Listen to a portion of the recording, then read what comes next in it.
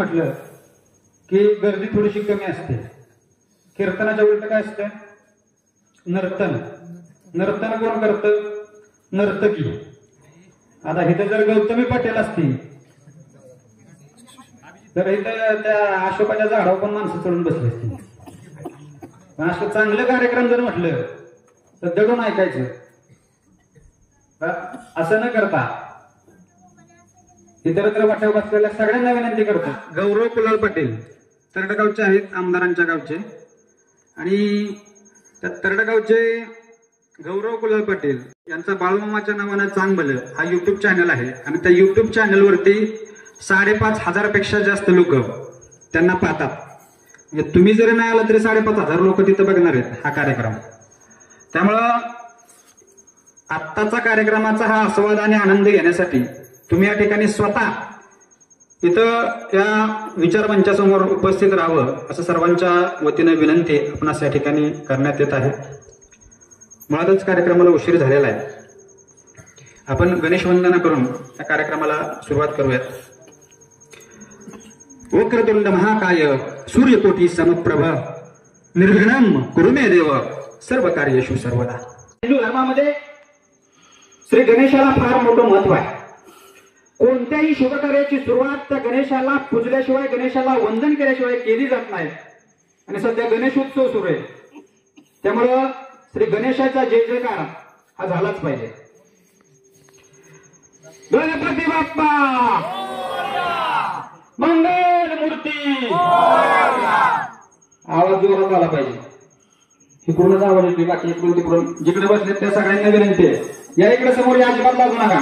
तुमच्या एक सहकार्य मंडळाच्या कार्यकर्त्यांना धन्यवादासाठी द्यायचे की ते म्हटले की 9ला कार्यक्रम आहे सर, 9:30ला तो चालू करायचा आहे.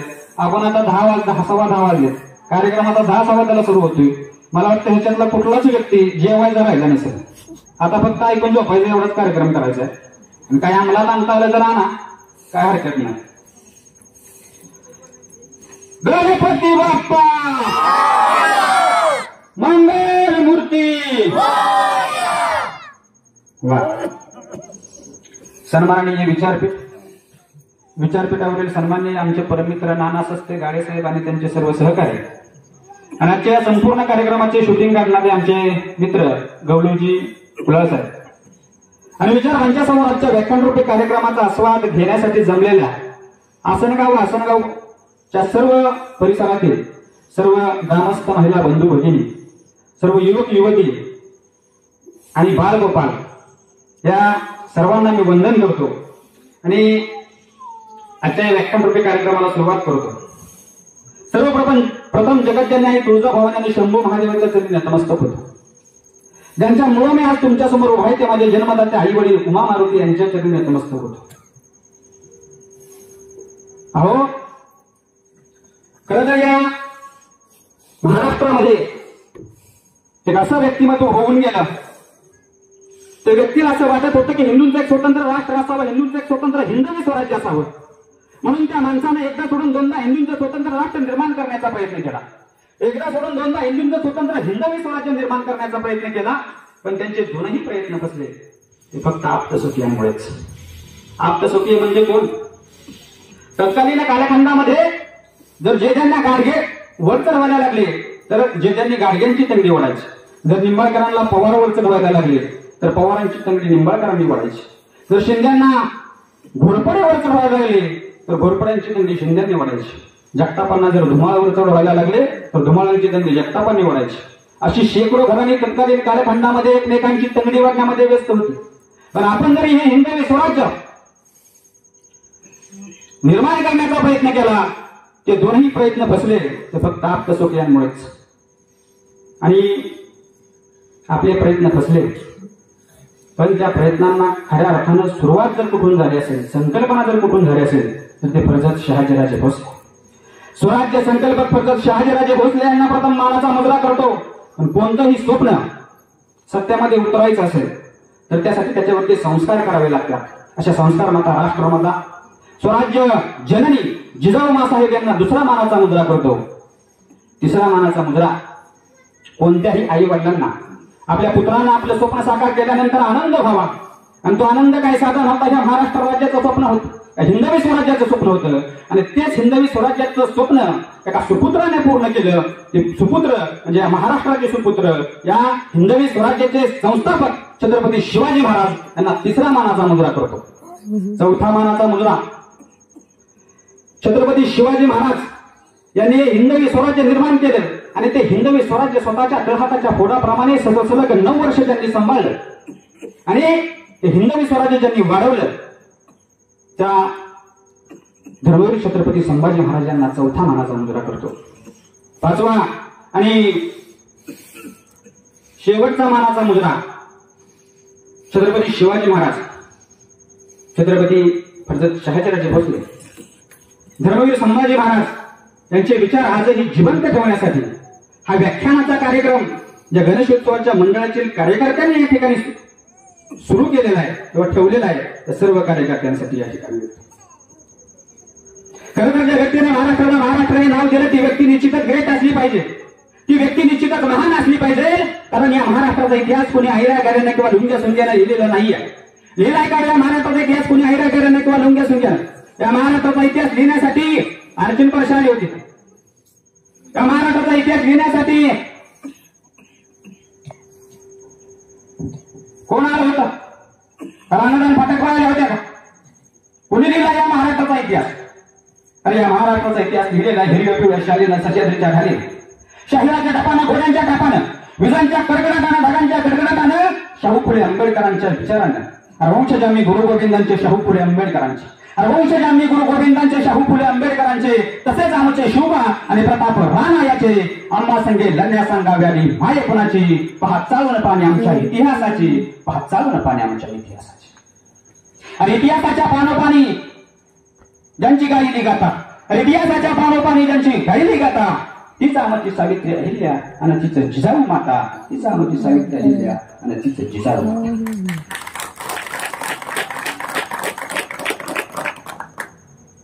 आठवतो 1622 चा प्रसंग. देवगिरी किल्ल्यावरती निजामशहाचा दरबार भरलेला होता आणि त्या दरबारामध्ये निंबाळकर, जेदे, गाडीदे, पवार, धुमाळ, शिंदे यासारखी मातब्बर मंडळी त्या निजामशहाच्या दरबारामध्ये हजर झाले. दरबार संपला. दरबार बरखास्त झाल्यानंतर सर्व सरदार आपापल्या मार्गाने जायला निघाले. सिंदखेड राजा येथील सुप्रसिद्ध सरदार लखुजी जाधवराव जिजाऊ मासाहेबांचे वडील यांनी आपल्या घोड्यावरती मांड मारली आणि आपल्या निवासाच्या दिशेने निघायला लागले. पाठीमागच्या दरबारामध्ये हाहाकार माजला. पळा पळा, धावा धावा, वाचवा वाचवा, मेलो मेलो. पाहतो तो काय, खंडागळ्यांचा धिप्पार हत्ती पिसाळलेला होता.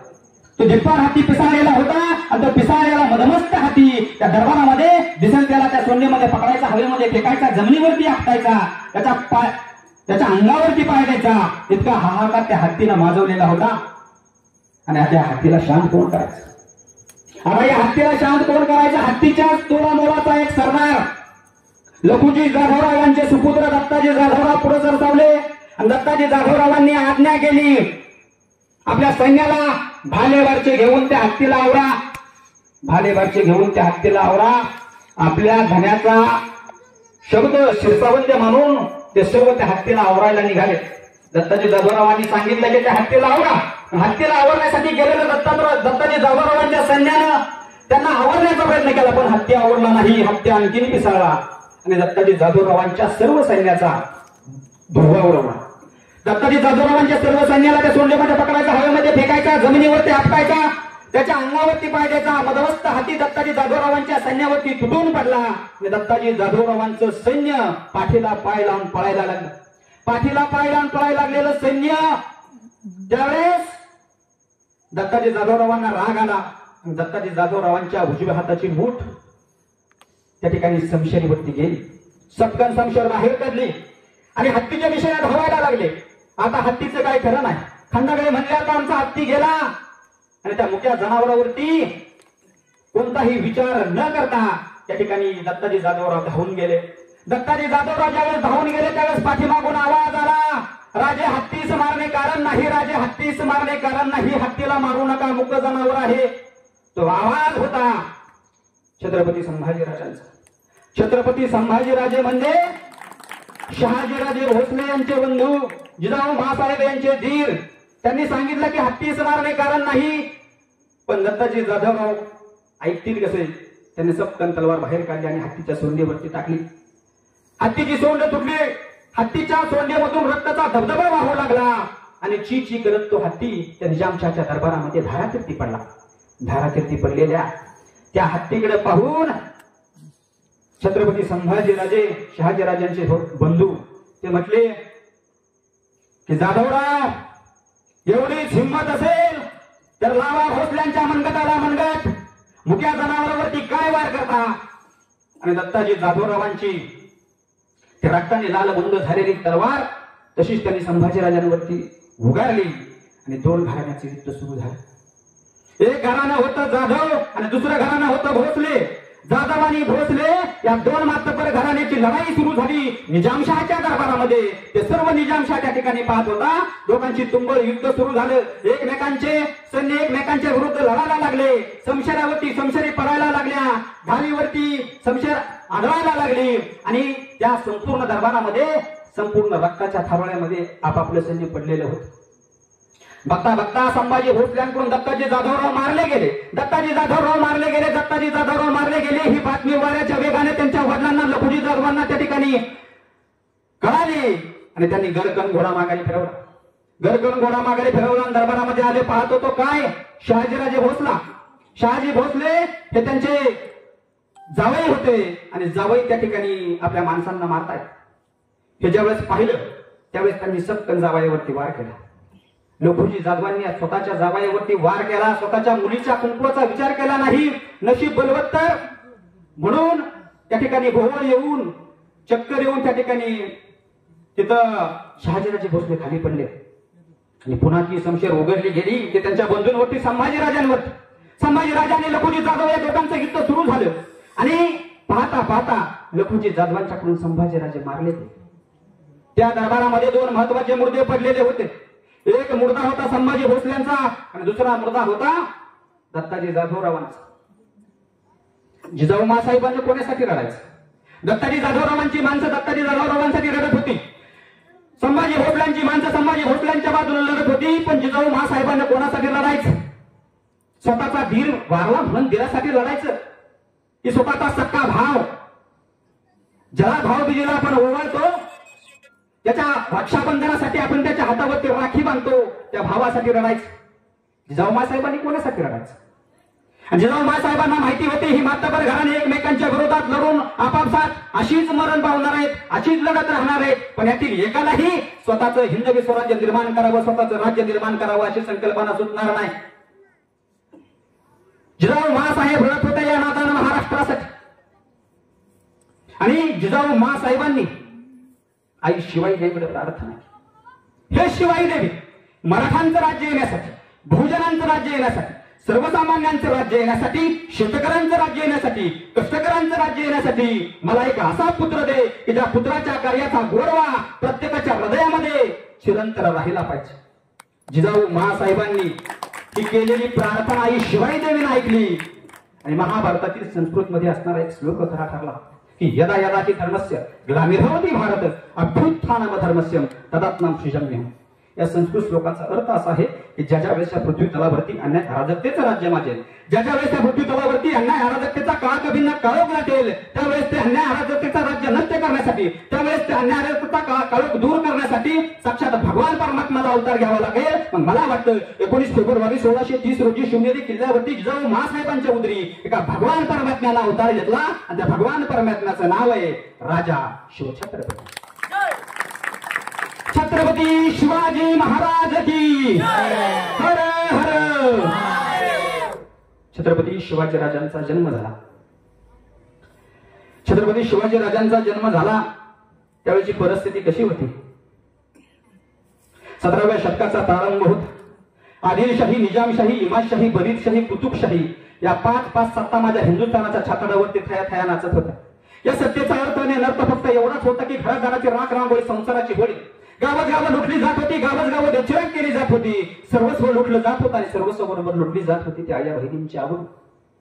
अशा 5 सुलतानी सत्ता या महाराष्ट्रामध्ये, या हिंदुस्थानामध्ये थैमान घालत होत्या आणि अशा परिस्थितीमध्ये राजा शिवछत्रपतींचा जन्म झाला. रोहितराव मध्यंतरी पुण्याला व्याख्यानाला चाललेलो होतो. प्रवासी एसटीचा होता आणि मी ज्या बाकावरती बसलेलो होतो त्या शेजारच्या बाकावरती 3 वयोवृद्ध माणसं बसलेली होती.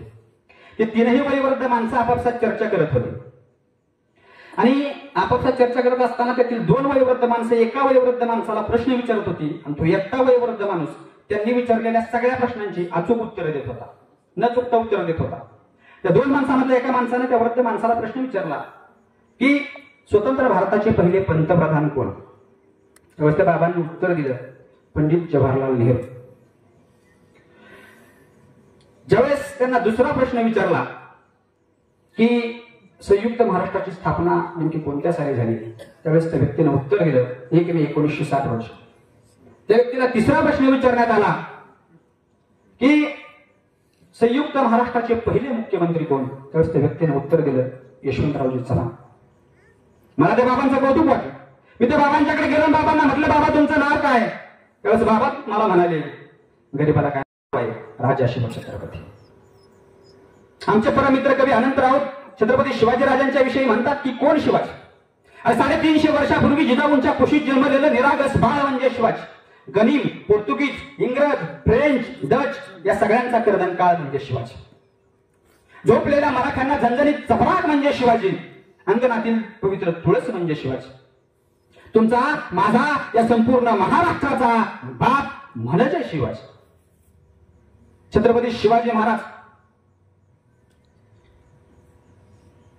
हे लहान असताना बंगूर मुक्कामी आपले सावत्र बंधू व्यंकोजीराजे यांच्या बरोबर एका नायकिनीचा नाच पाहण्यासाठी गेलेले होते. जिजाऊ महासाहेबांना ज्यावेळी बातमी समजली त्या जिजाऊ महासाहेबांच्या तळपायाच्या मस्तकात गेली आणि कधी एकदा त्यांच्या बंधूंबरोबर गेलेले राजे ते नायकिनीचा नाच पाहून त्या दरबारामध्ये त्यांची त्या वाट पाहू लागल्या. त्याला नायकिनीचा नाच संपला. नायकिनीचा नाच संपल्यानंतर ज्यावेळी जिजाऊ महासाहेब त्या ठिकाणी छत्रपती शिवाजी महाराजांच्या समोर उभे राहिले त्यावेळी छत्रपती शिवाजी महाराजांच्या श्रीमुखात जिजाऊ महासाहेबांनी लावली आणि छत्रपती शिवाजी महाराजांना सांगितलं, राजे या महाराष्ट्रातील बायका तुम्हाला नाचवायच्या नाहीये, तर या महाराष्ट्रातील बायका तुम्हाला वाचवायच्या. आपली आज्ञा शीर्षबंद म्हणून छत्रपती शिवाजी राजांनी दत्तालीने कालखंडापासून त्या वेळेपासून स्त्रियांना मानाची आणि सन्मानाची वागणूक दिलेली आहे. इतिहासातील एक सुप्रसिद्ध पात्र हिरकणी आपल्या सगळ्यांना माहिती असेल. त्या महिलेवरती चित्रपटही निघाला. तीच हिरकणी छत्रपती शिवाजी राजांनी गडकोटांना काही नियम घालून दिलेले आहेत. सूर्यास्त झाल्यानंतर घराचे दरवाजे उघडले जातात. सूर्योदय झाल्यानंतर घराचे दरवाजे उघडले जातात आणि सूर्यास्त झाल्यानंतर घराचे दरवाजे बंद केले जातात. हा नियम छत्रपती शिवाजी राजांनी त्या ठिकाणी गडकोटांना घालून दिलेला होता. संध्याकाळची अशीच हिरकणी रायगडावरती त्या ठिकाणी दूध विकण्यासाठी आलेली होती आणि ही गवळ्याची हिरकणी ज्यावेळेस रायगडावरती गेली आणि सूर्यास्त झाला, दिवस मावळला आणि गडाचे दरवाजे बंद झाले. गडाचे दरवाजे बंद झाले आणि त्या हिरकणीचं तान्ह्याला लेकरू त्या ठिकाणी जीवाच्या आकांताने घरी ओरडत होते. हिरकणीने विनंती केली की माझं तान्ह्याला लेकरू जीवाच्या आकांताने घरी ओरडत असेल, मला जाऊ द्या. पण किल्लेदारांनी त्यांना सोडलं नाही, कारण तो नियम होता. साक्षात राजा जरी आला तरी गडाचे दरवाजे उघडायचे नाहीत. सूर्यास्त झाल्यानंतर कुठल्याही परिस्थितीमध्ये गडाचे दरवाजे उघडले जात नव्हते. राजांनीही 2-3 वेळा तसे प्रयोग केले येऊन वेगवेगळ्या देशामध्ये. खरंच किल्लेदार उघडतात का? पण अत्यंत काटेकोरपणे किल्लेदार त्या ठिकाणी नियम पाळत होते. हिरकणीला घहीवरून आलं. हिरकणी गलबलून गेली. आता माझा तान्ह्याला लेकरू त्या ठिकाणी जीवाच्या आकांताने ओरडत असेल, मी कधी घरी पोहोचते आणि त्या तान्ह्याला लेकरूला स्तनपान करते, हे विचार त्याच्या मनामध्ये येऊ लागले आणि त्या हिरकणीला सोडलं नाही. त्या काळोख्या रात्री ती हिरकणी एका कड्यावरून खाली उतरली. हिरकणी कड्यावरून खाली उतरली. दुसऱ्या दिवशी ज्यावेळी दरबार त्यावेळेस ही बातमी छत्रपती शिवाजी राजांना समजली. छत्रपती शिवाजी राजांना ही बातमी समजल्यानंतर छत्रपती शिवाजी महाराजांनी दरबार बोलवला आणि दरबार बोलवल्यानंतर त्या रायगडाचे इंजिनियर, काय नाव रायगडाच्या इंजिनियरांचं? हिरोजी इंदुलकर. त्या हिरोजी इंदुलकरांना बोलावून घेतलं. बोलावून घेतल्यानंतर हिरोजी इंदुलकरांना छत्रपती शिवाजी राजांचा संवाद सुरू आहे.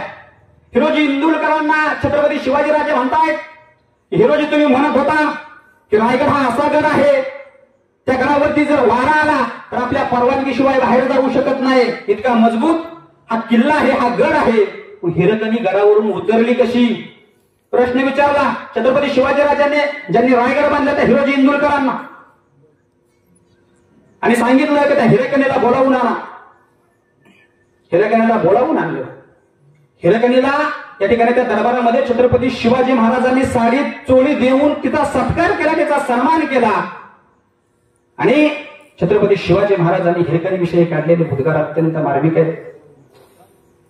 छत्रपती शिवाजीराजे हिरकणीविषयी म्हणतात, जोपर्यंत तुमच्यासारखी माता माझ्या महाराष्ट्रामध्ये तोपर्यंत माझा महाराष्ट्र कधीच कोणाच्या बापाला जिंकता येणार नाही. आजपासून त्या बुरुजाचं नाव हिरकणी बुरुज.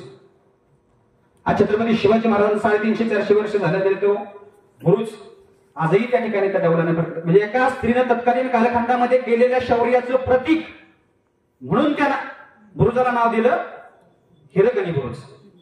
ही छत्रपती शिवाजी महाराजांची शिकवण होती की माझ्या या महाराष्ट्रातील कुठल्याही महिलेने जर पराक्रम गाजवला, जर एखादं चांगलं कार्य केलं तर छत्रपती शिवाजी महाराज स्त्रियांचा मान सन्मान करायचे, स्त्रियांना चांगली वागणूक द्यायची. आणि हल्लीची परिस्थिती जर आपण बघितली तर फार विचित्र परिस्थिती आपल्याला पाहायला मिळते.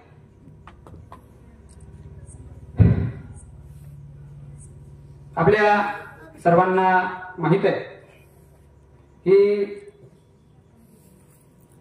स्वतःला राजसत्ता मिळावी म्हणून आजपर्यंत अनेक राजांनी महादेवाला बेलाचे अभिषेक केले, दुधाचे अभिषेक केले, सगळ्यांचे अभिषेक केलेले आपण पाहिले.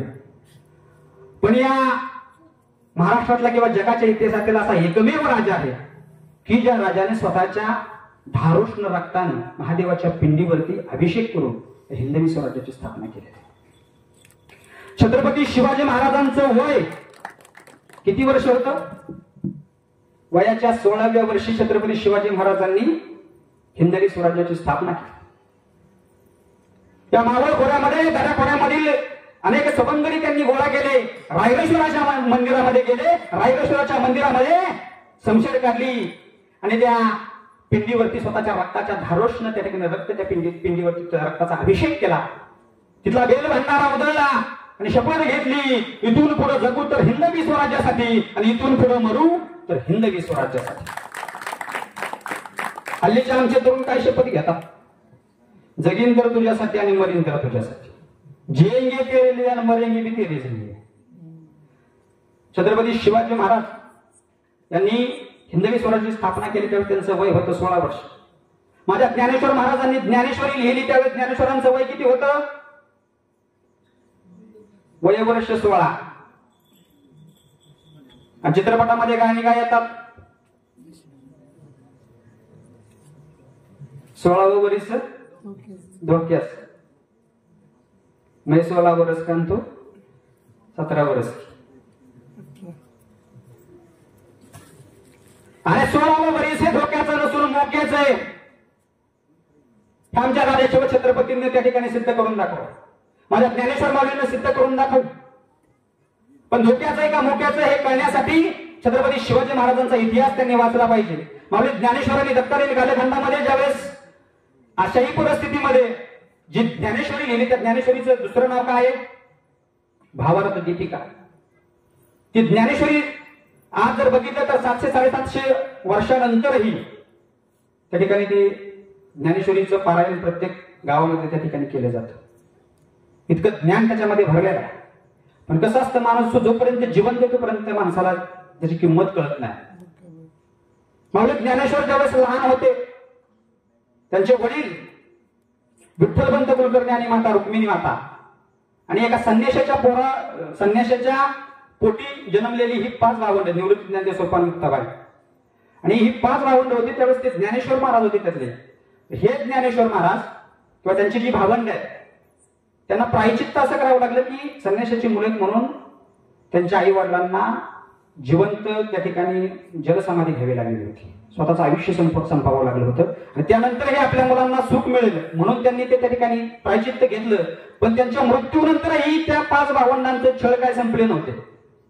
आज आपण त्या ठिकाणी लाखो भाविक ज्ञानेश्वर महाराजांची त्या ठिकाणी पालखी लोणंदवरून जाते पंढरपूरला, पण ती पालखी त्या भावंडांची पालखी जाते वेगवेगळ्या मार्गाने. पण त्या भावंडांना किती त्रास या समाजाने दिला होता हे जर चरित्र त्यांचं तुम्ही वाचलं तर तुमच्या लक्षामध्ये येईल. ज्यावेळेस भिक्षांदेही म्हणून दारोदारे हिंडणारे ते ज्ञानेश्वर ज्यावेळेस एखाद्याच्या घरामध्ये भिक्षा मागायला जायचे त्यावेळेस दाराचे दरवाजे बंद केले जातात. तुमच्या आमच्यासारखी काही सहानुभूतीपूर्वक असणारी माणसं त्यांना माधुकरी द्यायची, भिक्षा द्यायची, त्यावेळेस जे चांदाळ चौकडे बसलेली असायची त्यांच्या त्या पिठामध्ये ते अशी माती कालवायची. इतका त्रास त्या लहान मुलांना जिवंतपणे मरण यात्रा त्यांनी त्या ठिकाणी दिल्या, पण माऊली माऊली होते. आणि एवढा अपराध समाजाने केला तरी पण ते सहन करण्याचं सामर्थ्य त्यांच्यामध्ये होतं. म्हणजे माऊली म्हणजे आपण कोणाला म्हणतो, माऊली आईला माऊली म्हणतो. आईनंतर माऊली म्हणतात दुसरं व्यक्तिमत्व आहे ते म्हणजे ज्ञानेश्वर महाराज. अशी रत्न वयाच्या 16व्या वर्षी ज्ञानेश्वरांनी ज्ञानेश्वरी लिहिली. छत्रपती शिवाजीराजांनी त्या ठिकाणी हिंदवी स्वराज्याची स्थापना केली. आणि आमचे तरुण करतात काय? आमच्या तरुणांनी छत्रपती शिवाजी महाराजांचा आदर्श घेतला पाहिजे. छत्रपती शिवाजी महाराजांचं चरित्र वाचलं पाहिजे. छत्रपती शिवाजी महाराजांच्या चरित्रातून प्रेरणा घेऊन अनेक योद्धे त्या ठिकाणी झाले. छत्रपती शिवाजी महाराजांचा आदर्श घेऊन ज्या महाराष्ट्रामध्ये त्या ठिकाणी छत्रपती शिवाजी महाराजांना स्वतःचं कर्तृत्व गाजवलं, त्या महाराष्ट्रातील तरुणी आज छत्रपती शिवाजी महाराजांचा आदर्श घेत नाहीये, ही अत्यंत दुर्दैवाची गोष्ट आहे. 28 जानेवारी 1645 हा दिवस, या दिवशी 28 जानेवारी 1645 या दिवशी रांजेगावच्या पाटलांनी एका स्त्रीवरती बदलम केला होता. बदलम म्हणजे बलात्कार केलेला होता. छत्रपती शिवाजी महाराजांना ही बातमी समजली. छत्रपती शिवाजी महाराजांच्या तळपायाच्या मस्तकात गेली. पाटील म्हणजे गावचा राजा, पाटील म्हणजे गावचा प्रमुख. आताच या ठिकाणी हिंदवी स्वराज्याची स्थापना केली आणि हे हिंदवी स्वराज्य आता कुठेतरी उमलतंय, आता कुठेतरी फुलतंय. आणि अशा वेळेस एका जबाबदार अधिकाऱ्याने असं कृत्य करावं. छत्रपती शिवाजी महाराजांची तळपायाच्या मस्तकात गेली. छत्रपती शिवाजी महाराजांचा तांडव सुरू झाला. आता शिवाचा तांडव सुरू झाला. जटाटवी गलत जल प्रवाह पावित असतले गलवलंग लंबितम भुजंग तुंग मालिकम डमाट डमाट डमाट डमनी ना दमट डमरोयम चकार चंद तांडवं तनत्तुनो शिवश्व. छत्रपती शिवाजी महाराजांना राग आला, अनावर झाला आणि त्यांनी आदेश सोडले सैन्याला, पाटील जिथं दिसेल तिथे त्याचा मुसक्यावरून माझ्या समोर हजर केला. छत्रपती शिवाजी महाराजांचं सैन्य गेलं. त्या रांजे या गावामध्ये गेल्यानंतर तो पाटील त्या ठिकाणी मदमस्त मध्ये होता. कोण शिवाजींना मी शिवाजी मानत नाही अशा मस्तीमध्ये होता. छत्रपती शिवाजी महाराजांच्या सैन्याने त्याच्या मुसक्या आवळल्या. छत्रपती शिवाजी महाराजांच्या समोर ज्यावेळेस त्या पाटलाला उभा केला त्यावेळेस छत्रपती शिवाजी महाराजांचं वय होतं फक्त 1645, 15 वर्ष. आणि 15व्या वर्षी छत्रपती शिवाजी महाराजांनी आदेश दिला, माझ्या स्वराज्यातील स्त्रीकडे वाकड्या नजरेनं पाहणारा या पाटलाचे हात पाय कलम करा, त्याचा चौरंग बना, चौरंग. आदेशाची अंमलबजावणी झाली. आणि त्यावेळेची शिक्षा काय अशी शिक्षा नव्हती. म्हणजे आता जर या महाराष्ट्रातलं वातावरण बघितलं तर असं वाटत होतं की छत्रपती शिवाजी महाराज जर असते तर ही वेळच आली नसती, आणि असते तर अशी कृत्य करण्याची कोणाची हिंमतच झाली नसती. एवढा कडक कायदा छत्रपती शिवाजी महाराजांच्या स्वराज्यामध्ये होता. त्यांनी स्वतःचा घरातील व्यक्ती सखुजी गायकवाड त्याची एका स्त्रीकडे वाकडीने जर गेली म्हणजे त्याचे डोळे काढलेले होते. हा चौरंग केला या पाटलाचा. इसवी सन 1645 साली 30ला जन्म आहे. 15 वर्ष वय रोहितराव त्यांचं. आणि 15व्या वर्षी त्यांनी आदेश दिला या पाटलाचा चौरंग करा. चौरंग आपण कुठं बघतो? पूजेच्या वेळेस मांडलेला असतो चौरंग. चौरंग करा म्हणजे काय? तिथून हात काढा आणि गुडघ्यातून पाय काढा, दोन्ही हात दोन्ही पाय, चौरंग. आणि चौरंग केल्यानंतर काय करायचं तर ते इन्फेक्शन होऊ नये म्हणून उकळलेलं तूप असते, तुपामध्ये त्याचे हात बुडवायचे, तिचं कंबर येते. आणि आयुष्यभर त्याला लक्षात राहिलं पाहिजे की आपल्याला कशाचं शिक्षा कशाची नेमकी झाली. आत्ताचे काही इतके विचित्र आहेत. म्हणजे जर एखाद्या व्यक्तीने बलात्कार केला तर ती व्यक्ती आयुष्यारामात त्या ठिकाणी आपलं आयुष्य काढते त्या तुरुंगामध्ये, पण त्याला शासन होत नाही. हे दुर्दैव आहे आपल्याला.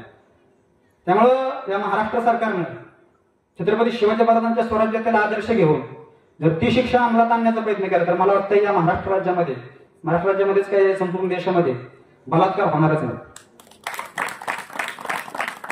छत्रपती शिवाजी महाराजांनी तत्कालीन कालखंडामध्ये जे शासन अवलंबलं ते शासन जर आपण आपल्या या महाराष्ट्रामध्ये राबवण्याचा प्रयत्न केला, फक्त म्हणायचं की शाहू फुले आंबेडकरांचा महाराष्ट्र, छत्रपती शिवाजी महाराजांचा महाराष्ट्र, छत्रपती शिवाजी महाराजांच्या या महाराष्ट्रामध्ये आता नेमक्या या घटना काय होत आहेत याच्याकडे जर आपण बारकाईने बघितलं तर आम्हालाच लाज वाटते की आम्ही छत्रपती शिवाजी महाराजांच्या महाराष्ट्रामध्ये राहतो याची.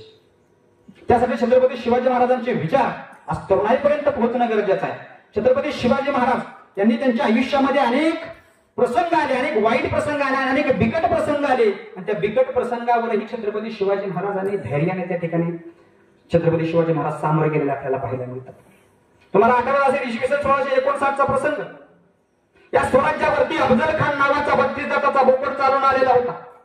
तो इतिहास तुम्हाला सांगण्याची गरज नाही, तुम्हाला अनेक चित्रपटांमध्येही पाहिलेला आहे. प्रसंग मला फक्त एवढाच सांगायचा आहे, एवढीच गोष्ट तुमच्या लक्षामध्ये आणून द्यायची की तत्कालीन कालखंडामध्ये हे अफजल खान काही साधी व्यक्ती नव्हती. या अफजल खानाचं भोसलेंचं फार मोठं वैर होतं. इतिहास थोडक्यात सांगतो तुम्हाला. हा अफजल खान आहे, हा अफजल खान एका भटारणीच्या पोटी जन्माला आला होता. भटारणी म्हणजे स्वयंपाक करणारी बाई. त्याचा बाप चेंगीज खानच्या घरात, म्हणजे आई वेगळी बाप वेगळा. पण विषय असा आहे त्याचा की तो जन्माला आल्यानंतर प्रचंड शरीरयष्टी होती त्याची, प्रचंड शरीरयष्टी. पहार लोखंडी असा वाकवायचा. आपल्याला सगळे नाही वाकायचे, पहार वाकवायचा. मी त्याचं कौतुक करत नाहीये, खरंच त्याच्याकडे तेवढी शक्ती होती.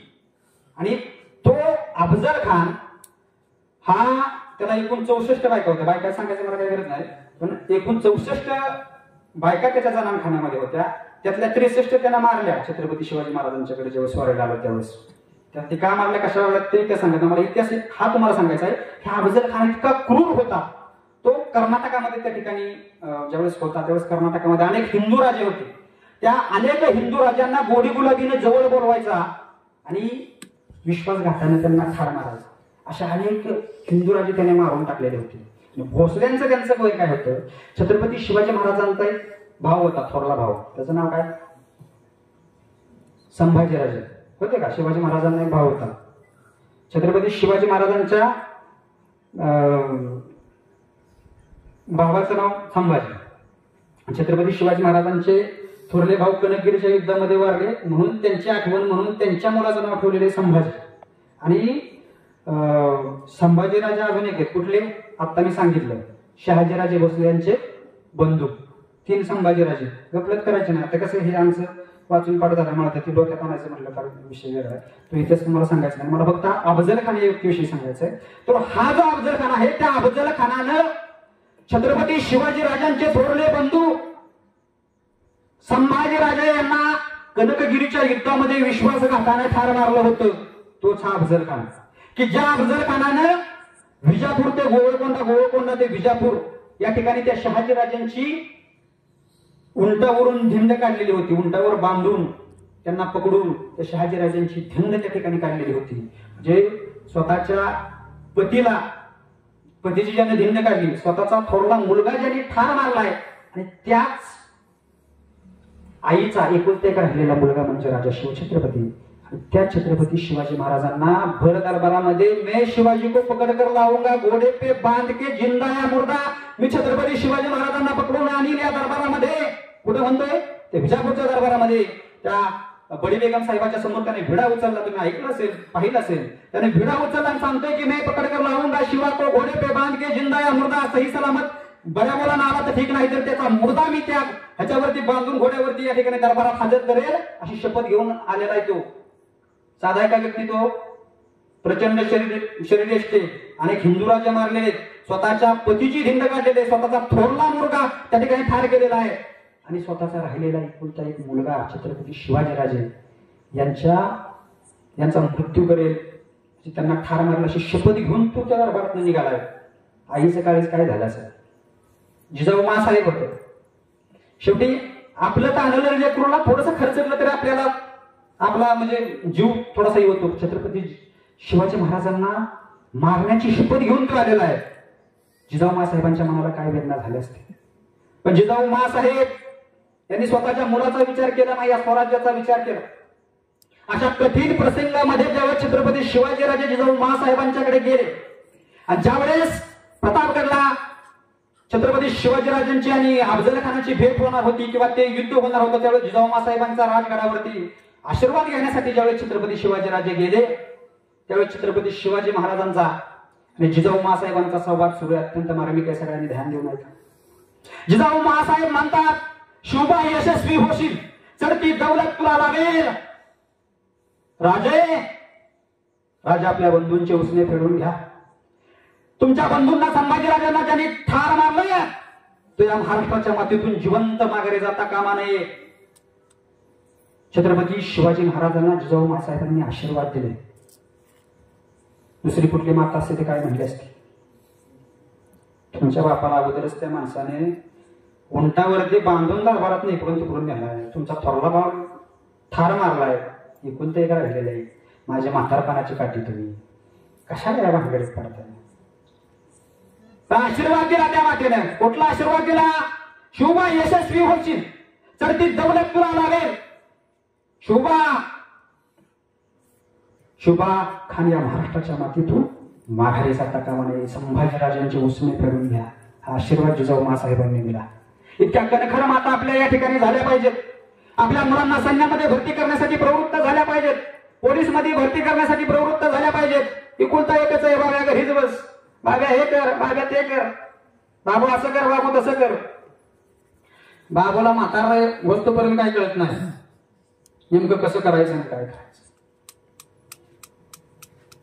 या तरुण पिढीवरती खऱ्या अर्थाने जर संस्कार करायचे असतील तर जिजाऊ मासाहेबांचं चरित्र वाचलं पाहिजे. अनंत दबिल्यांची अग्निरेखा नावाचं पुस्तक आहे. वेळ मिळाला तर कधीतरी वाचा. जिजाऊ मासाहेबांचं संपूर्ण चरित्र अग्निरेखा या पुस्तकामध्ये. जिजाऊ मासाहेबांच्या मनामध्ये काय घालमेल होतो. स्वतःचे वडील वडिलांना ठार मारलं. स्वतःच्या पतीची धिंड काढली. स्वतःचा मुलगा गेला. स्वतःचा एक मुलगा राहिलेला त्याच्यावरती त्या ठिकाणी स्वारी करण्यासाठी अफजल खान आलेला आहे. तशाही परिस्थितीमध्ये स्वतःच्या मुलाचं मनोधैर्य खचू नये म्हणून त्याला प्रेरणा देणारी माता, जगाच्या इतिहासातील सर्वश्रेष्ठ माता म्हणून मी जिजाऊ मासाहेबांना म्हणतो.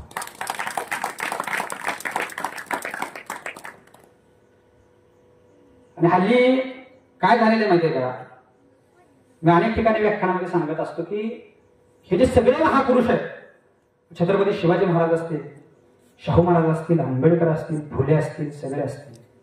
प्रत्येकाने या संपूर्ण महापुरुषांना आपापल्या जाती धर्मामध्ये वाटून घेतलेला आहे. छत्रपती शिवाजी महाराज मराठा समाज, महात्मा ज्योतिबा फुले माळी समाज, डॉक्टर बाबासाहेब आंबेडकर बौद्ध समाज, सगळ्या महापुरुषांना वाटून घेतले. तर डॉक्टर कर्मवीर भाऊराव पाटील जैन समाज. पण संपूर्ण या महापुरुषांचा जर विचार केला तर संपूर्ण या सगळ्या महापुरुषांचं आदर्श हे मूळ येतं छत्रपती शिवाजी महाराजांच्याकडे. त्याचं कारण तुम्हाला सांगतो की आशिया खंडातील सगळ्यात मोठी शिक्षण संस्था कुठली. रयत शिक्षण संस्था. माझ्या गाडीमध्ये जेवढे केस आहेत तेवढे विद्यार्थी घडवील आणि समाज शोषण करणाऱ्यांच्या छाताडावरती थया थया नाचवायला होईल असं कोण म्हटलं. डॉक्टर कर्मवीर भाऊराव पाटील. आणि त्या कर्मवीर भाऊराव पाटलांनी रयत ही छत्रपती शिवाजी महाराज ज्याला रयत म्हणत होते त्याच नावावरून रयत शिक्षण संस्थेची स्थापना केली. आणि रयत शिक्षण संस्थेची स्थापना केल्यानंतर साताऱ्यामध्ये पहिलं कॉलेज स्थापन केलं. नाव काय आहे त्या कॉलेजचं. छत्रपती शिवाजी कॉलेज सातारा. माहिती आहे ना. आणि त्या छत्रपती शिवाजी कॉलेज हे ज्यावेळेस नाव द्यायचं ठरलं त्यावेळेस एक धनिक पैशाची थैली घेऊन आला अण्णांच्याकडे. थैली भरली गेला अण्णांच्याकडे. म्हटलं ही थैली घ्या. त्यांना वाटलं की आता अण्णांना पैशाची गरज आहे. संस्था काढत फिरत्या तिकडे तिकडे गोरगरिबाची मुलं शिकवतात. पैशाची गरज आहे. ही थैली घ्या आणि माझं नाव त्या कॉलेजला द्या. ठणकावून सांगितलं कर्मवीर भाऊराव पाटलांनी. अरे एक वेळ मी माझ्या बापाचं नाव बदलेल पण छत्रपतींचं नाव त्या कॉलेजला दिलेले ते कदापि बदलणार. ती निष्ठा होती. हा इतिहास जोपर्यंत आम्ही आमच्या जैन बांधवांना सांगत नाही तोपर्यंत जैन मराठा संपुष्टामध्ये येत नाही. दुसरी गोष्ट अशी आहे की महात्मा ज्योतिराव फुले महात्मा ज्योतिराव फुलेंनी रायगडावरची छत्रपती शिवाजी महाराजांची समाधी शोधून काढली. कुणी काढली सगळ्यात पहिल्यांदा. महात्मा फुल्यांनी रायगडावरची समाधी शोधून काढली. तो समाधी परिसर स्वच्छ केला आणि त्या समाधीवरती पहिलं पुष्प अर्पण केलं ते महात्मा ज्योतिराव फुल्यांनी. महात्मा ज्योतिराव फुल्यांनी छत्रपती शिवाजी महाराजांवरती पहिला पोवाडा वाचला आणि महात्मा ज्योतिराव फुल्यांनी छत्रपती शिवाजी महाराजांचा उल्लेख फुलवाडी भूषण असा केला. ते महात्मा ज्योतिराव फुले यांचा आदर्श छत्रपती शिवाजी महाराज होते. हा इतिहास जोपर्यंत आम्ही आमच्या माळी बांधवांना सांगत नाही तोपर्यंत तुमच्या आमच्यातील माळी मराठवाद संपुष्टामध्ये येत नाहीत. जाती जातीमध्ये वाहणं चालू. डॉक्टर बाबासाहेब आंबेडकर, मला भारतीय राज्यघटना लिहिताना कधीच कोणता प्रश्न पडला नाही, कारण माझ्या समोर छत्रपती शिवाजी महाराजांचं स्वराज्य होतं. आणि प्रत्येक पत्राची सुरुवात लिहित असताना सगळ्यात वरती छत्रपती जय शिवराय असे लिहायचे. डॉक्टर बाबासाहेब आंबेडकर काय लिहायचे? जय शिवराय. ज्यांनी रयतेला सर्वस्व मानलं, रयत सर्वस्व मानून ज्यांनी स्वतःच्या आयुष्याची सुरुवात केली आणि 18 पगड जातीच्या लोकांना एकत्रित घेऊन ज्यांनी रयतेचं हे स्वराज्य उभं केलं, तो आदर्श घेणारे डॉक्टर बाबासाहेब आंबेडकर होते. इतिहास जोपर्यंत आम्ही आमच्या त्या ठिकाणी बौद्ध बांधवांना सांगत नाही तोपर्यंत बौद्ध मराठवाडा संपुष्टामध्ये. सगळ्या महापुरुषांना ज्या त्या जाती धर्मातील लोकांनी वाटून घेतलं आणि तिथंच खऱ्या अर्थाने आपल्या महाराष्ट्राचं आपल्या भारताचं वाटलं झालं. छत्रपती शिवाजी महाराजांनी 18 पगड जातीची माणसं एकत्र केली, दऱ्याखोऱ्यातील माणसं एकत्र केली आणि हे हिंदवी स्वराज्य निर्माण केलं. हा इतिहास जोपर्यंत आम्ही आमच्या सगळ्या बांधवांना सांगत नाही तोपर्यंत छत्रपती शिवाजी महाराजांचं हे स्वराज्य एक प्रेरणादायी इतिहास प्रत्येक गावागावामध्ये आपण जोपर्यंत सांगत नाही तोपर्यंत हा वाद पुढे संपुष्टामध्ये येणार नाही. आणि सगळ्या जाती धर्माची माणसं गुण्या गोविंदाने जर खऱ्या अर्थाने नंदायची असतील तर त्याचं एकमेव उदाहरण आहे ते म्हणजे राजा शिवछत्रपती.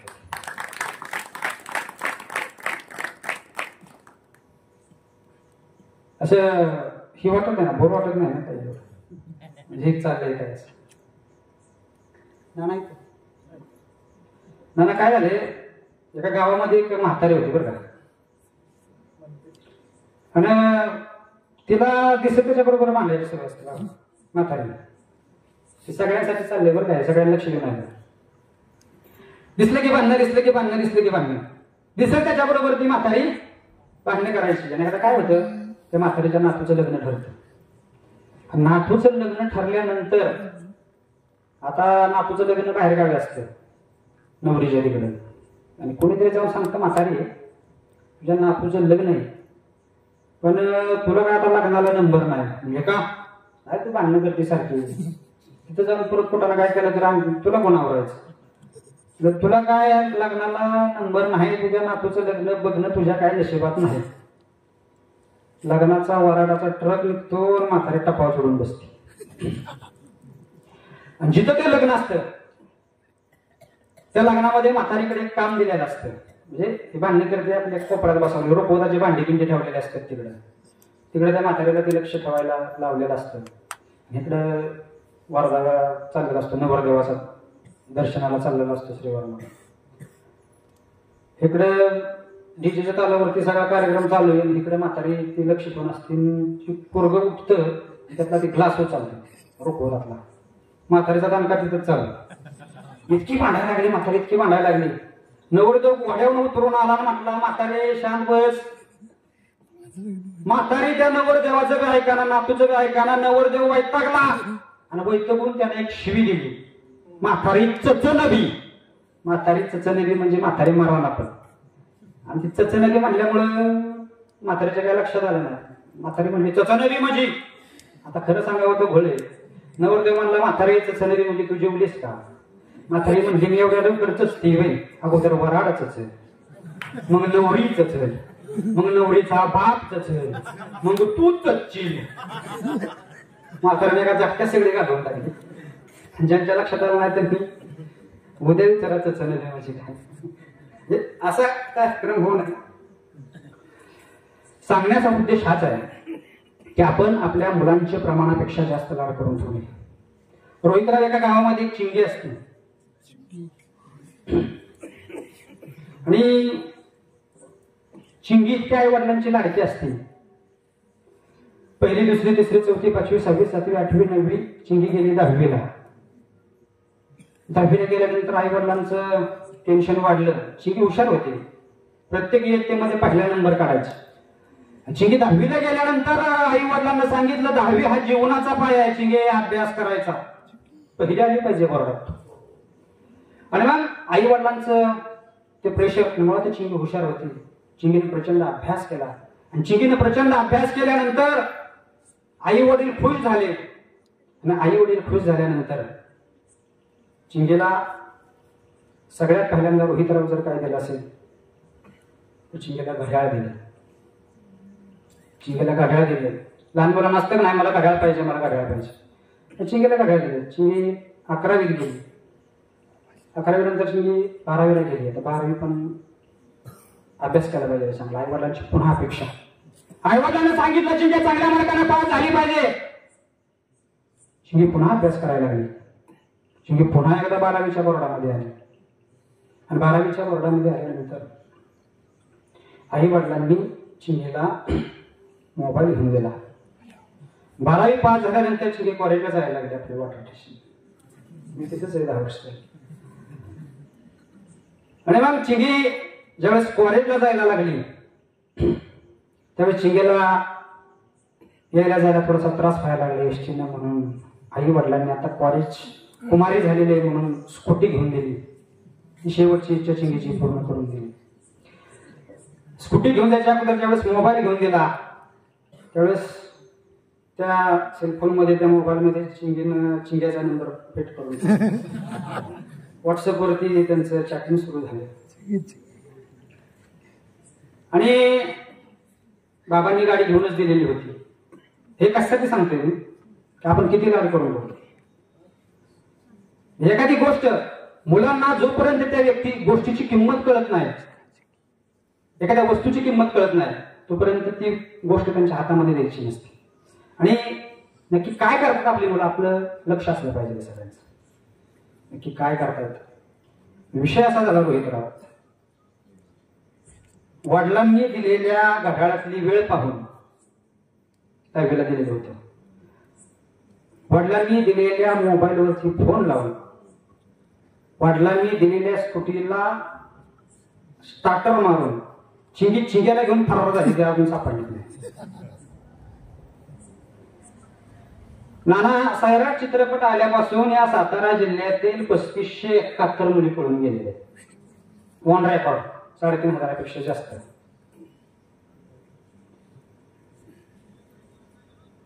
ज्या आई वडिलांनी आपल्या मुलीला लहानाचं मोठं केलं, ज्यावेळेस लहान होती त्यावेळेस आजारी पडली म्हणून तिच्या डोक्यावरती मिठाच्या पट्ट्या ठेवल्या ताप उतरावा म्हणून. तिला हवं नको ते दिलं आणि ती मुलगी एखाद्याच्या संपर्कामध्ये येते, एखाद्या 4-6 महिने येते. म्हणजे आई वडिलांच्या मनाला काय होईल. आणि ते तर गोष्ट जाऊ द्याच, ज्यावेळेस पोलीस स्टेशनला जाते त्यावेळेस म्हणते की मला माझ्या आई वडिलांपासून जीवाला धोका आहे, मला माझ्या आई वडिलांपासून माझ्या जीवाला धोका आहे, माझं बरं वाईट करतील काहीतरी. तुला 25 वर्ष सांभाळलं, तुझं शिक्षण कर्ज काढून केलं, तुला हवं नको ते बघितलं. हे मला सांगले हे असं सांगत असताना बऱ्याच ठिकाणी मी सांगत असतो. काही म्हणजे ते प्रत्येक गावातच आहे, काही वेगळी गोष्ट नाही. अशी प्रकरणं होतच असतात. प्रेमाला मला अजिबात विरोध नाही. प्रेमासारखी पवित्र गोष्ट या दुनियामध्ये कुठं नाही. पण ती गोष्ट करत असताना कुठल्या आई वडिलांना असं वाटतं की माझ्या मुलीचं वाटलं व्हावं, कुठल्या आई वडिलांना असं वाटतं की माझी मुलगीला त्रास व्हावा, कधीच वाटत नाही.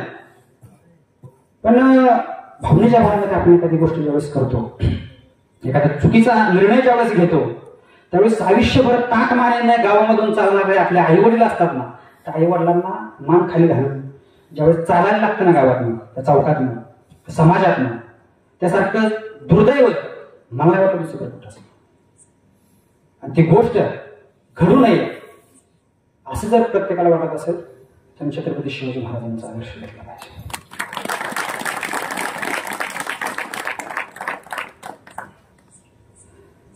छत्रपती शिवाजी महाराज यांच्या आयुष्यामध्ये अनेक बिकट प्रसंग आले, पण त्या बिकट प्रसंगांना छत्रपती शिवाजी महाराजांनी धैर्याने त्या ठिकाणी त्याचा सामना केला. हल्लीच्या तरुणांना म्हटलं रे चल गावात ग्रामस्वच्छता अभियान आलेलं आहे, आपण केलेलं आहे. रोहितराव एनएसएसचा प्रोग्राम ऑफिसर आहे. अनेक गावांमध्ये राष्ट्रीय संयोजनाचे कॅम्प घेतलेले आहेत, अनेक गावं स्वच्छ केलेले आहेत. आणि ते स्वच्छ करत असताना फक्त मुलांना सांगितलं नाही, स्वतः प्रोग्राम ऑफिसर तिथे उतरतो सगळे काम करायला. रोहितरावांनी सगळे बघितले. दुसऱ्याला सांगायचं स्वतः काय करायचं असं नसतं कार्यक्रम, स्वतः तिथे उतरून करायचं असतं. जिल्ह्याचं नेतृत्व केलेलं आहे. Best contingent leader रोहितराव.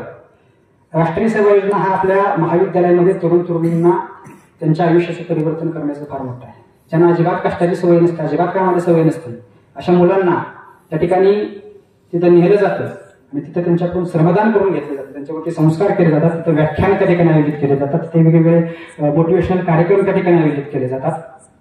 रोहितराव माझे स्टुडंट आहेत त्या ठिकाणी, तेही माझ्याबरोबर मला वाटतं चिलेवाडीला ह्याच्या कॅम्पला आलेले होते. आणि मग त्या ठिकाणी त्यांच्यावरती जसे संस्कार केले जातात. आणि एक कॅम्प राष्ट्रीय सेवा योजनेचा असतो तो म्हणजे आव्हान. आव्हान नावातच आव्हान आहे. एनडीआरएफचे जवान त्यांना ट्रेनिंग देतात. आणि या महाराष्ट्र राज्यातील 19 विद्यापीठ, 34 जिल्हे आणि 1250 पेक्षा जास्त विद्यार्थी, प्रत्येक जिल्ह्याला फक्त 30 ची मर्यादा असते, 20 मुलं आणि 10 मुलं. आणि त्या सातारा जिल्ह्याचं नेतृत्व मी केलं. सांगायला अभिमान वाटतो की बेस्ट कॉन्टिंजेंट लीडर, सर्वोत्कृष्ट जिल्हा म्हणून डायस एवढी की आता माहिती आहे ना, एवढी ट्रॉफी आपल्याला सातारा जिल्ह्याला मिळवून दिली होती. आता त्यातली काही मुले एअरफोर्समध्ये, काही आर्मीमध्ये, काही वेगवेगळ्या पोस्टमध्ये, अजूनही ते संपर्कामध्ये. सांगण्याचं तात्पर्य फक्त एवढंच आहे की योग्य वयामध्ये योग्य संस्कार, योग्य दिशा घडणं फार हे ना, बिघडायला फक्त एक गोष्ट कारणीभूत असते आयुष्यामध्ये, सगळं आयुष्य बरबाद करून टाकते. त्यासाठी छत्रपती शिवाजी महाराज हे आपले आदर्श असले पाहिजे. आणि उपक्रम राबवत असताना असे उपक्रम राबवले पाहिजेत की ते प्रत्येकाच्या आयुष्याच्या स्मरणामध्ये राहिले पाहिजेत. राष्ट्रीय सेवा योजनेच्या माध्यमातून आम्ही एक असा उपक्रम राबवलेला आहे की शहीद जवान ज्योत.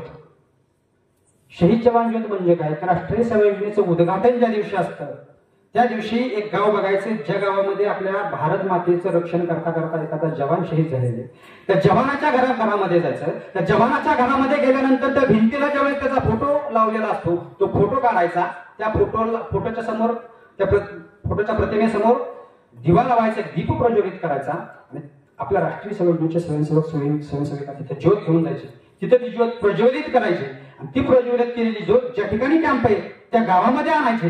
गावामध्ये आणल्यानंतर कुठला पुढारी तिथं बोलवायचं नाही उद्घाटनाला, तर त्या शहीद जवानाचे आई वडील तिथं बोलवायचे आणि त्यांच्या हस्ते त्या ज्योतीमध्ये तेल अर्पण करून राष्ट्रीय सेवा योजनेचं उद्घाटन आणि मागच्या 5 वर्षांमध्ये घेतलं.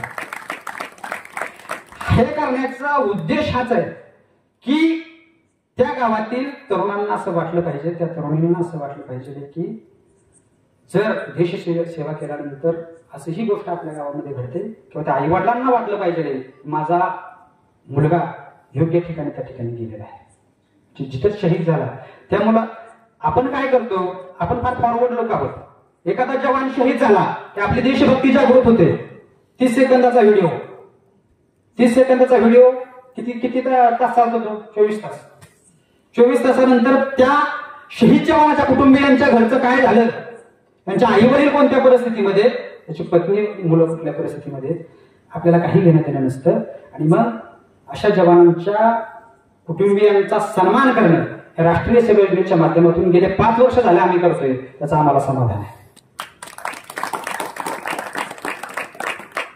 या सगळ्या परिस्थितीवरती आमचे परममित्र कवी अनंतराव म्हणतात, साहेब साहेब कुणाला भगवा लागतं, कुणाला हिरवा लागतो, तर पण निळा मागतो.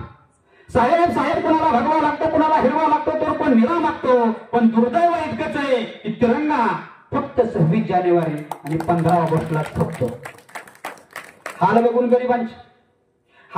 गरिबांचे साहेब आमच्याही अश्रू जातात आणि शाहू फुले आंबेडकर आम्हालाही जवळचेच वाटतात. चारित्र्य बघून शिवबांच्या मनात धगधगत्या मशाली पेटतात आणि फोटोच काय घेऊन बसतात. साहेब इथे माणसं सुद्धा विकत मिळतात. अडाणी माणसाला साहेब एवढंच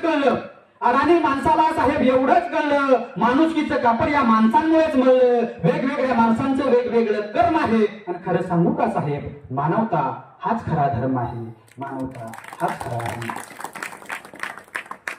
मानवतेसारखा धर्म या जगामध्ये दुसरा कुठला नाही. पण माणसांनी माणसाशी माणसासारखं वागलं पाहिजे. सध्या कुत्र्याला गती आणि भावकीला प्रगती सहन होत नाही. कुत्रं जर जास्त पळायला लागलं कुत्र्याच्या समोरून, त्याच्या पाठीमागे पळतं. कुत्र्याला गती सहन होत नाही. कुत्र्याला असं वाटतं की माझ्यासारखं कोणच पळत नाही तुम्ही, त्यामुळे त्याच्यापासून जर कोण फास्ट पळायला लागलं त्याच्या मागे पळतं. कुत्र्याला गती, भावकीला प्रगती सहन होत नाही. आणि मग एकमेकांच्या चांगल्या वडावडी होते.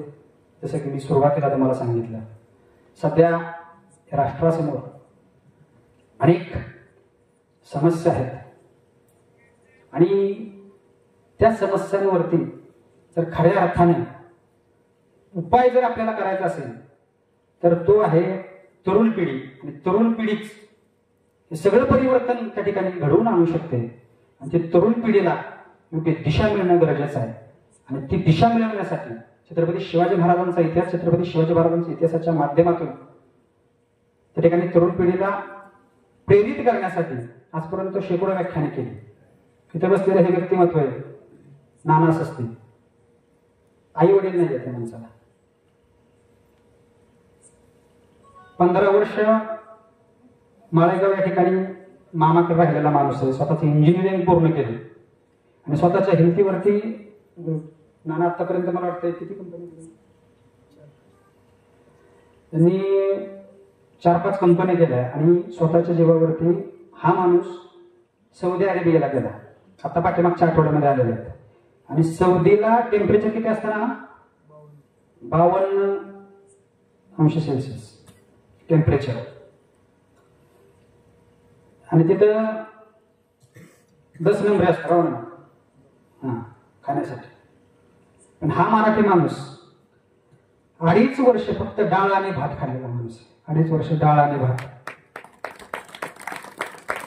बिकट परिस्थितीमध्ये परदेशातही स्वतःचा ठसा या महाराष्ट्राचा उमटवायचा जर कुठून असेल आणि प्रचंड पॉझिटिव्ह व्यक्तिमत्व आहे. दुबईवरून आल्यानंतर पहिल्या कार्यक्रमात आम्ही परवा माळेगावमध्ये होम मिनिस्टरचा घेतला. 5 तास कार्यक्रम चालला होता. 9:20 सुरू झाला आणि 1:45 संपला. परवा दिवशीचा विषय. इतकी प्रचंड एनर्जी. पण आता प्रकृती परदेशामध्ये राहून डाळ भात खाऊन सांभाळणं एवढं सोपं नाही. 2.5 वर्षाच्या माणसानं फक्त डाळ भातावरती छत्रपतींच्यावरती निष्ठा या माणसाची. अनेक गडकोट या माणसानं आम्ही एकाच वेळेस प्रचंडगड म्हणजे कुठला? छत्रपती शिवाजी महाराजांनी प्रचंडगड म्हणजे छत्रपती शिवाजी महाराजांच्या स्वराज्यातील सगळ्यात मोठा किल्ला, म्हणून त्याला प्रचंडगड म्हणायचं. आणि तो जिंकून छत्रपती शिवाजी महाराजांनी स्वराज्याचं तोरण बांधलं. तो तोरणावर नाव आहे प्रचंडगड. तर तोरणा आणि राजगड एकाच दिवसामध्ये सर केलेले आहेत. पाहिजे रात्री 8:30 वाजता मोबाईलची बॅटरी लावून आम्ही खाली उतरलेलो होतो. हे कधी शक्य होतं? छत्रपतींच्या वरती जर हृदयापासून निष्ठा असली तरच. आणि आता जर गडकोटांची अवस्था बघितली स्वराज्यातील तर काय वेगळं सांगायला नको. कुठलंही सरकार असू दे, मला कुठल्या सरकारविषयी बोलायचं नाही. फक्त प्रचंड गडकोटांसाठी कोट्यवधीचा निधी जाहीर करायचा, प्रत्यक्ष मात्र होत काहीच नाही. आणि ही गडकोट संवर्धनाची खरी जर म्हणजे आता बघितलं तर महाराष्ट्राला गरज आहे. कारण याच गडकोटांनी या महाराष्ट्र वाचवलेला आहे सुलतानी सत्तेपासून. आणि त्या सुलतानी सत्तेपासून हा महाराष्ट्र ज्यावेळेस वाचवला त्यावेळेस हे गडकोटच त्या ठिकाणी कामे आलेले होते. हे गडकोटच सैन्य म्हणून उभे राहिलेले होते. कारण हे गडकोट जर तत्कालीन कालखंडामध्ये नसते, ही झाडी डोंगर जर तत्कालीन कालखंडामध्ये नसते तर छत्रपती शिवाजी महाराज 1659 साली अफजल खानाविरुद्धचे युद्ध जिंकू शकले नसते. छत्रपती शिवाजी महाराजांनी या गडकोटांचा इतका छान वापर स्वराज्य निर्मितीसाठी करून घेतला. हा इतिहास जोपर्यंत आमच्या तरुण बांधवांपर्यंत पोहोचत नाही तोपर्यंत गडांचं संवर्धन होत नाही. आणि सह्याद्री प्रतिष्ठान हिंदुस्थान फार छान काम त्यावरती करते. त्या प्रतिष्ठानचं करावं तेवढं कौतुक कमी आहे. जोरदार काळ झाला पाहिजे त्या प्रतिष्ठानसाठी. वेळ भरपूर झालेला आहे. 5 मिनिटांमध्ये आपण या ठिकाणी निरोप घेणार आहे. नवतरुण गणेशोत्सव मंडळ आसनगाव कन्नडा या पुरस्कार या मंडळाला मिळालेला आहे. आणि हा पुरस्कार ज्यावेळेस मिळाला त्यावेळेस ते मिळत असताना तसं मंडळाचे जे सगळे कार्यकर्ते असतात त्या कार्यकर्त्यांचं त्याच्यामध्ये योगदान असतं. आणि गणेश मंडळांच्या या कार्यक्रमांमध्ये जे आता हल्ली बऱ्याच ठिकाणी समाजोपयोगी कार्यक्रम त्या ठिकाणी राबवले जातात, निश्चित आनंदाची गोष्ट आहे. आणि या कार्यक्रमांच्या माध्यमातून हे विचार तरुणाईपर्यंत पोहोचवले जातात आणि परिवर्तन त्या ठिकाणी घडवून आणलं जाते. निश्चित आनंदाची गोष्ट आहे. आज आमचे शिष्य रोहित शिंदे आणि त्यांचे सहकारी आपला अक्षय असेल आणि निखिल शिंदे ही मंडळी माझ्या ओळखीची आहेत. या गावातील भरपूर लोक. मी 5-7 वर्षापूर्वी आपले 5-6 वर्षापूर्वी इथं येऊन गेलेलो होतो. वेळापूर होता शेंदूर जाण्यामध्ये त्या ठिकाणी व्याख्यान होतं, त्यामुळे थोडंसं आटकून मला त्या ठिकाणी जावं लागलं होतं. आज मुळातच यायला उशीर झाला आणि जवळजवळ 1 तास मी या ठिकाणी सहन केलं. छत्रपती शिवाजी महाराज आणि छत्रपती संभाजीराजे शहाजीराजे भोसले ही व्यक्तिमत्व राजे जर या महाराष्ट्राच्या मातीमध्ये जर जन्मालाच आले नसते तर नेमकं काय झालं असतं याविषयी थोडक्यात तुम्हाला सांगतो आणि आजच्या या व्याख्यानाचा निरोप घेतो. राजे तुम्ही नसतात तर. या महाराष्ट्राच्या मातीमध्ये काळरात्र झाली होती. या महाराष्ट्राच्या मातीमध्ये काळरात्र झाली होती. दाटला होता अंधार सारा, घुबडे गोळा झाली होती. रान सारं पेटून उठेल अशी कुठं ठिणगी नव्हती. काळ होता बाकाभोवती, यवनांची गर्दी होती. आणि एक तुफान उठलं आणि लगलगल्या 1000 पाती. राजे तुम्ही नसतात तर पोरकी झाली असते माती. राजे तुम्ही नसतात तर पोरकी झाली असते. माणूस इथला कधी काळी मातीपासून तुटला होता. माणूस इथला कधी काळी मातीपासून तुटला होता. मराठाच महाराष्ट्राच्या जीवावरती उठला होता. राजे तुम्ही उठलात आणि गोळा केल्यात 18 पगड जाती. राजे तुम्ही उठलात आणि गोळा केल्यात 18 पगड जाती. राजे तुम्ही नसतात तर पोरकी झाली असती माती. राजे तुम्ही नसतात पोरकी झाली असती माती. या इथेच कधी काळी अफजल खान माजला होता. या इथेच कधी काळी अफजल खान माजला होता. महाराष्ट्राच्या उरावरती थया थया नाचला होता. या राजानं शिवपार राजानं फक्त नक लावून फाडला होता. अरे इतिहासाला हे होते राजे तुमच्या तलवारीची भीती. राजे तुम्ही नसतात तर पोरकी झाली असती माती. राजे तुम्ही नसतात तर पोरकी झाली असती माती. राजे तुमच्या शौर्याने, राजे तुमच्या पराक्रमाने उजळल्यात असंख्य ज्योती. राजे तुमच्या शौर्याने, राजे तुमच्या पराक्रमाने भरून येते आम्हा सर्वांचीच छाती. आणि राजे तुम्ही नसतात तर पोरकी झाली असती माती. राजे तुम्ही नसतात तर पोरकी झाली असती माती. छत्रपती शिवाजी राजे जर या महाराष्ट्राच्या मातीमध्ये जन्माला आले नसते तर खऱ्या अर्थाने या महाराष्ट्राची माती पोरकी झाली असती. आणि छत्रपती शिवाजी राजांचे विचार आज या आसनगावच्या या गणेशोत्सवाच्या मंडळाच्या सर्व तरुण कार्यकर्त्यांनी आपल्यापर्यंत पोहोचवण्याची संधी मला उपलब्ध करून दिली. त्याबद्दल सर्वांचा आभार मानतो. आपली रजा घेतो. जय हिंद, जय महाराष्ट्र, जय शिवराय.